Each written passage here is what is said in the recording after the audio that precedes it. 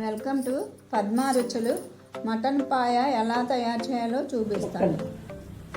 4 కాళ్ళు ఇవి. 4 కాళ్ళకి ఇదిగోండి ఇంగ్రీడియంట్స్. ఇదిగోండి పచ్చిమిర్చి, ఇది అల్లము, ఇది కొబ్బరి, బాదము, ఈ పేస్ట్ అండి. 4 కాళ్ళకి 4 బాదం గింజలు వేయండి. లెక్క అనమాట. కొబ్బరి, బాదం గింజలు, గసగసాలు వేయాలి. చాలా టేస్ట్ ఉంటుంది.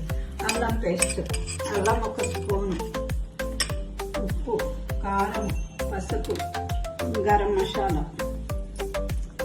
ఉల్లిపాయ అండి, ఎక్కువ ఉల్లిపాయ కోసుకోవాలి. మనకి గుజ్జుగా బాగా రావాలి అంటే కొంచెం సూప్ ఎక్కువ ఉండాలి. సూప్ కాళ్ళకి ఎక్కువ సూపే ఉండాలి. మన ముక్కల కన్నా కూడా సూప్ ఎక్కువ ఉండాలి. అందుకోసమనే ఉల్లిపాయ పెద్ద పెద్ద సైజు ఉల్లిపాయలు 2 ఉల్లిపాయలు కోసుకోవాలి.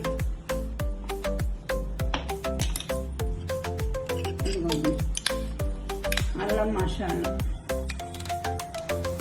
మసాలా వేయాలి. ఇది కొంచెం దీంట్లో వేసుకుని మళ్ళీ మనం మగ్గించుకునేటప్పుడు కూర దాంట్లో వేయాలి. ఫస్ట్ ఉల్లిపాయ వేసిన తర్వాత మగ్గుతూ ఉన్నప్పుడు మళ్ళీ సగం అప్పుడే వేయాలి.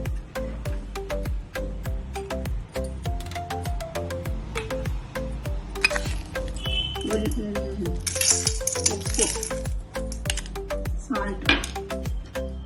అంటే ఉప్పు అయితే చాలా, వెల్లుల్లి ఉప్పు అయితే చాలా బాగుంటుందండి కూరకి. 2 స్పూన్స్ కారం, 2 స్పూన్స్ కారం,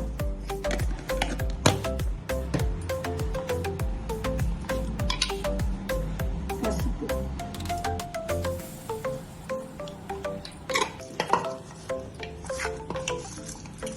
చేతితోనే కలుపుకోవాలి. మనకు స్పూన్తో పట్టదని చెప్పి నేను ఇలా కలుపుతున్నాను చేతితోనే.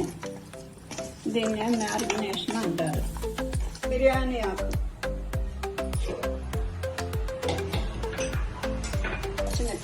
ఎక్కువ వేసుకుంటే కారంగా ఉంటాయి అండి, ఎక్కువ వేసుకోలేదు. ఉల్లిపాయ, వీటికి కూడా కొంచెం ఉల్లిపాయ ఎక్కువ వేసుకోవాలి. 2 బండ్ల ఉల్లిపాయలు కొంచెం 2 వేసుకోవాలి.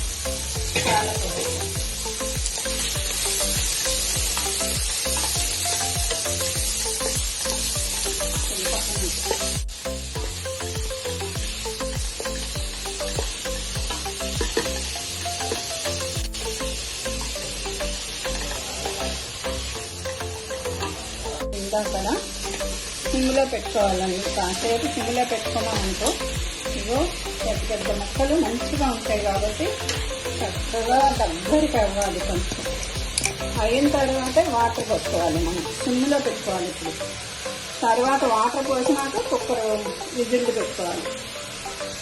నేను చూపిస్తాను.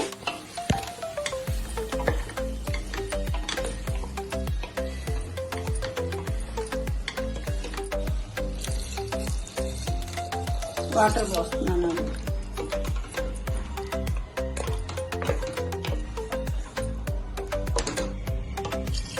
పోసుకుని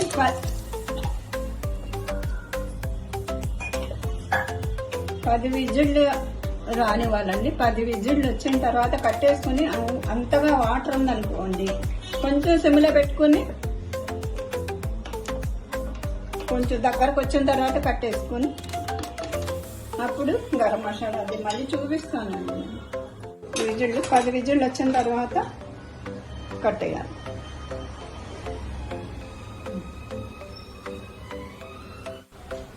పులుసు చూడండి, పాయ పులుసు చూడండి, ఇలా ఆయిల్ పైకి వస్తుంది.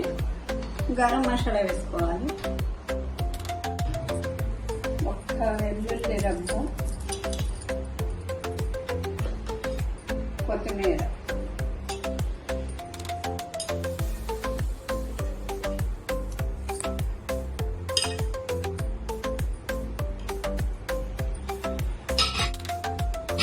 పాయ రెడీ అయిపోయింది.